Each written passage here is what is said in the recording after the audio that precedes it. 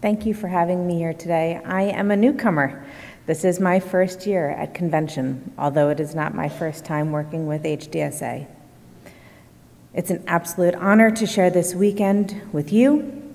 And as you know, my grandmother was Marjorie, the founder of this organization, but today I'd like to go back and share with you a little bit about her life and how she got here. Marjorie was born on October 6, 1917 in Atlantic City. Raised with a good education and graduating from high school in Philadelphia, it was when my grandmother first attended a Mary Wigman dance performance that she knew she wanted to be a professional dancer. In 1935, after winning a scholarship to study dance under Martha Graham, the founder of modern dance, Marjorie moved to New York City. During the first class, being a petite woman, she stood in the front row. Unfortunately, she wasn't a well-trained dancer yet, and Martha Graham scolded that she moved to the back row. With tears in her eyes, she became determined to become the best dancer in the class and have Martha personally invite her forward. She worked hard, and she stayed in that back row, until one day, Martha asked her to demonstrate. After that, Martha asked her to be her assistant and invited her into her professional dance company. Over the next 15 years in the Martha Graham Dance Company, my grandmother performed in such iconic pieces as Primitive Mysteries and Appalachian Spring. She worked with icons in the dance community, Mae O'Donnell, Pearl Lang, and was even teacher to Merce Cunningham and Eric Hawkins. And in 1942, Marjorie and Woody met. He was a member of the Almanac Singers, a communal group of musicians living in New York City in an apartment playfully named Almanac House. She was to appear in a dance piece choreographed by a fellow Graham dancer, Sophie Maslow. Sophie had choreographed a piece called Folksay, and in an attempt to create something unique, Sophie choreographed to rural roots music. Woody had just recently released his first album, Dust Bowl Ballads, and when Sophie heard it, she selected songs from this recording to choreograph to. When she found out Woody was living in New York, she decided to invite him to play live on stage. But I'll let my grandmother tell you herself. One of the dancers in Martha Graham's company also said to me, "You know who's in town?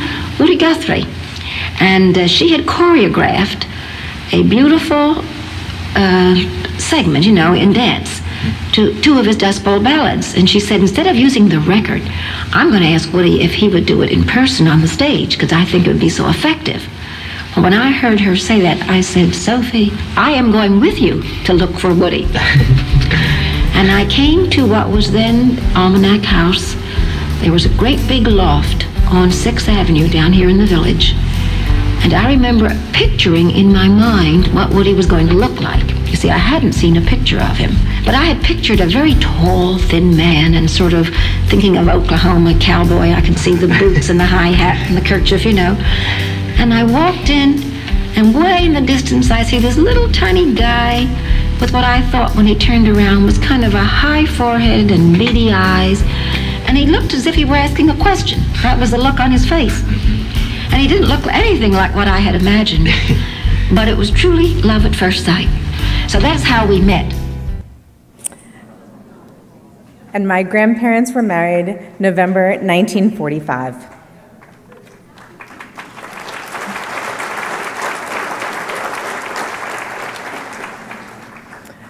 My grandfather said, "Our spirits did unite, and our minds untied their bashful knots, and our dreams undone their hairdo." Like most young couples, they dreamed of what their lives were going to be like and what it would be like to start a family. They said, "Our kids were going to grow up and be world changers and hopers."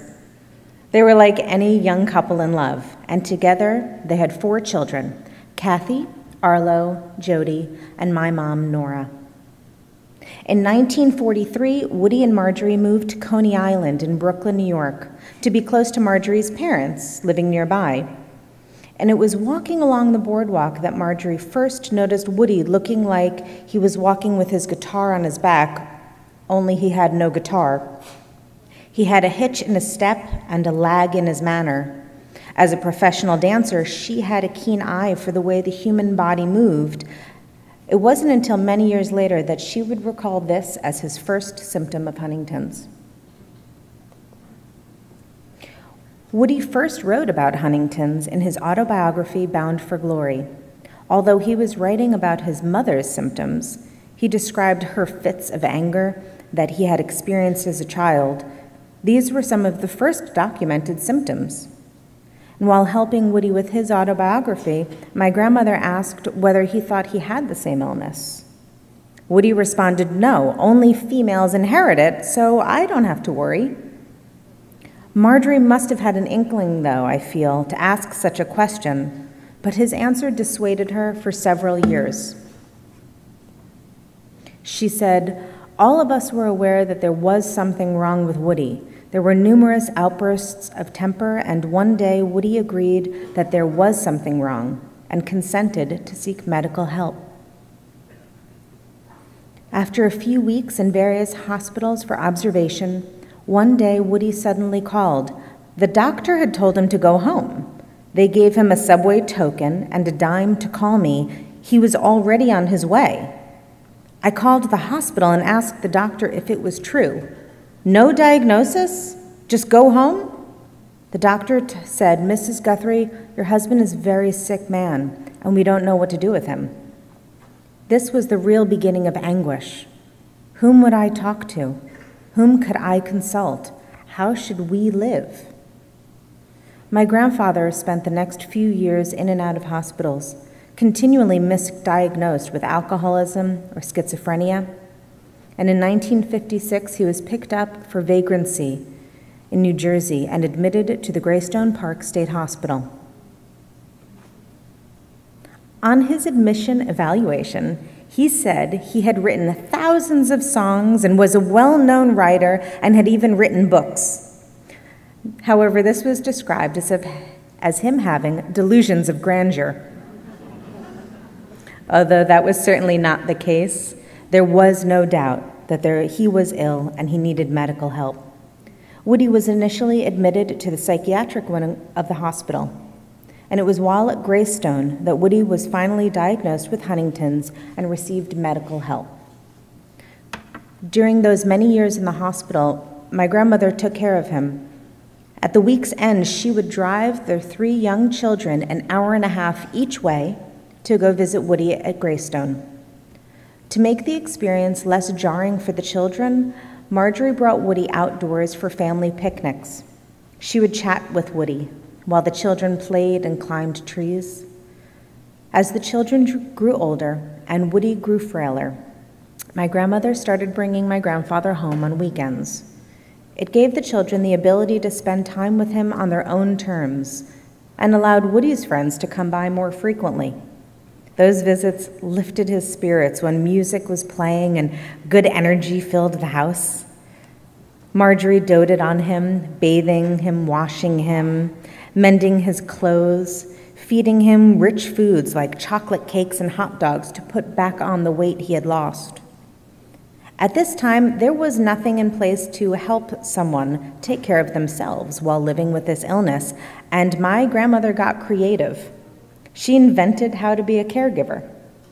She'd put boots on his feet so he didn't have to tie his shoelaces, and she sewed elastic into his waistband so he could control his own clothing, and his pants would be able to stay up on his decreasing waistline. She was a single provider for the family, and she started a dance school in Sheepshead Bay, which she ran for 30 years. And some of those dancers from the Martha Graham Dance Company would be guest teachers, like Marce Cunningham.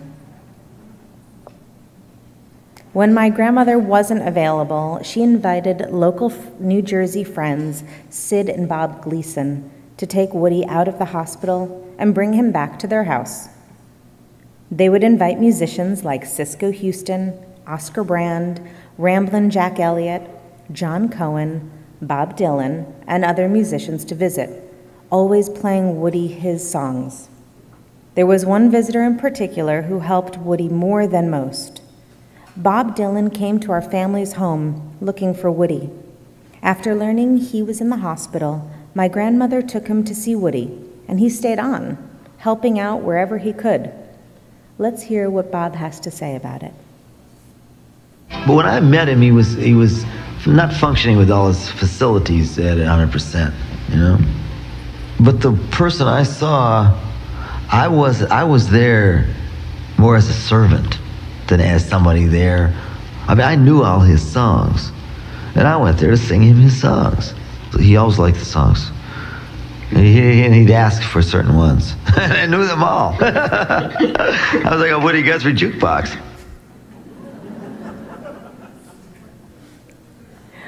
Bob was the brave one. He could handle seeing Woody like this, and he went to the hospital regularly, brought him notepads and played him his songs and listened. My grandmother described Woody's experiences living at the hospital with Huntington's like this: his inability to express a need and the frustration of being ignored were the greatest hardships of all for him. I understood his sign language and his frustration, and I began to think of ways to try to get the hospital attendants to become more responsive to his needs. I made 3 cards, yes, no, and a question mark. I spread them out on either his bed or the table of his wheelchair. I teased him and said that he must help me prove to the attendants and the doctors that he was fully competent despite his appearance, and he must answer some questions to show that he did know what I was saying. I asked a series of questions to which I knew the answers, and despite an annoyed look on his face that he had to prove him his sanity, he invariably moved his arms to the correct card. This is when I began to wonder whether the doctors really knew all about Huntington's. We tested him in this way continually, and then towards the end, we used 1 or 2 eye blinks to answer yes or no. I changed the number occasionally to make sure that we were still communicating. In this way, I learned that there was a whole man locked up inside this shell of a person. People were learning that Woody was ill and hospitalized, and the U.S. Department of the Interior awarded Woody with a Conservation Service Award for his contributions in music. My grandmother said, "When Woody became ill, I was told that the case was hopeless and helpless. Assuming that was so, I just said, well, I've got to live with hopeless and helpless, and if my children have the disease, I'm going to have to live with that too." In 1966, my grandfather was transferred to Creedmoor State Hospital, where a young Dr. John Whittier was director of psychiatric research. Dr. Whittier was beginning to research patients with Huntington's. My grandmother also said, "After a long time in and out of that hospital, I said to myself, why is it hopeless and helpless?" And with my kids now being old enough to be able to take care of themselves, I went to Dr. Whittier, who was in charge of Creedmoor, where Woody was at that time, and said, "I want to help." And he introduced me to some other scientists, and they said, "You might be able to help if you could just find families. We believe this disorder is all over the world. It is hidden. Families don't even know that they have it. Or those that do are ashamed, and they don't tell anybody because there's a stigma attached." Well, that same determined dancer at the back of Martha Graham's dance class put an ad in the New York newspaper. "If you know anything about Huntington's disease, please call me at Virginia 82409. One man called and said his wife had the illness, and she invited him over for tea, and they shared their experiences. The next week, she put in another ad. If you know anyone with Huntington's, please call me at Virginia A 2409. 2 more people called and got together to talk and to share. This continued, and this is how HDSA was first formed. On September 18, 1967, the Committee to Combat Huntington's Disease was officially founded.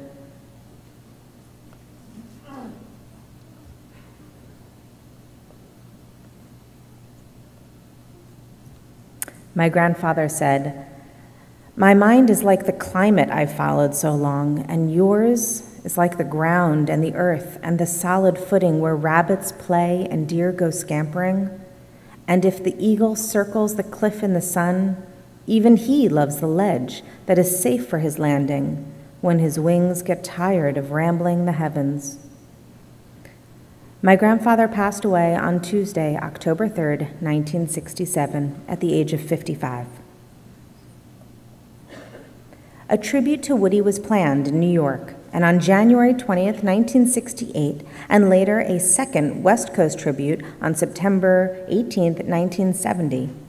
This was the first fundraiser for HD, and it featured musicians like Bob Dylan, Pete Seeger, Odetta, my uncle Arlo Guthrie, and many, many more. My grandmother spent 16 years traveling the world talking about Huntington's, bringing together patients, caretakers, doctors, and politicians. My grandmother had taught dance to Rosalind Carter, Jimmy Carter's wife, and later in life, Marjorie convinced President Carter to form the Presidential Commission to study neurological diseases, which served as a cornerstone to the care and cure of Huntington's. Her actions led change in legislation for the betterment of humankind. Marjorie was a messenger and activist. She gave a message of hope and strength to a new generation. Actress and activist Helen Hayes said, "A lot of beautiful music has come from the Guthries, but perhaps the most beautiful song was Marjorie Guthrie." In 1984, Helen dedicated a wing of her hospital to Marjorie. Throughout the 70s and the early 80s, my grandmother was working at Harold Leventhal's office in New York City. He was a big music manager, had managed Bob Dylan, the Weavers, and even Woody. Every time someone would come in to meet with him, she'd have them stamp and seal envelopes, answer phones, help while they waited to meet Harold. She used every opportunity she saw to progress the cause. She traveled the world to connect people with Huntington's. But she was still a mother and a grandmother. The funny story of my birth is that my mom was about to go into the hospital to have me, and my grandmother had to go to a convention in Australia. And my mother said, "Mom, this is my first baby. You need to be here with me. You need to help me through this." And my grandmother kind of gave her a hug and said, "All women can have babies, sweetheart, but not all women can do what I need to do right now." And she was right. I was fine. I'm fine. And no one could do what she did. My grandfather said the note of hope is the only note that can save us or help us or save us from falling to the bottom of the heap of evolution, because largely about all a human being is anyway is just a hoping machine. But in a letter to their unborn child, he also wrote, "Do you know what a hoper is? Well, that's your mama. She's a hoper. She has more hopes per square inch than almost anybody else. Hopes about this and hopes about that. Hopes about you, about me, about all of the relatives. Hopes about lots of people, all people.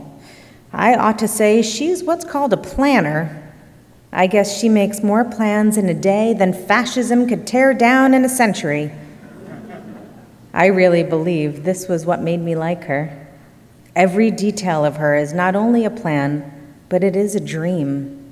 And the whole plan of a better world is one that she dreams about always.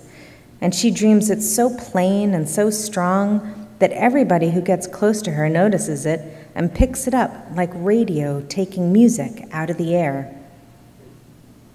I'd like to leave you today with this quote of my grandmother's.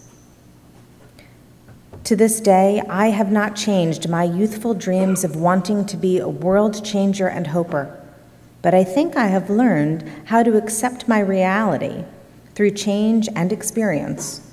Let's help others to do so too. Marjorie Guthrie. Thank you so much.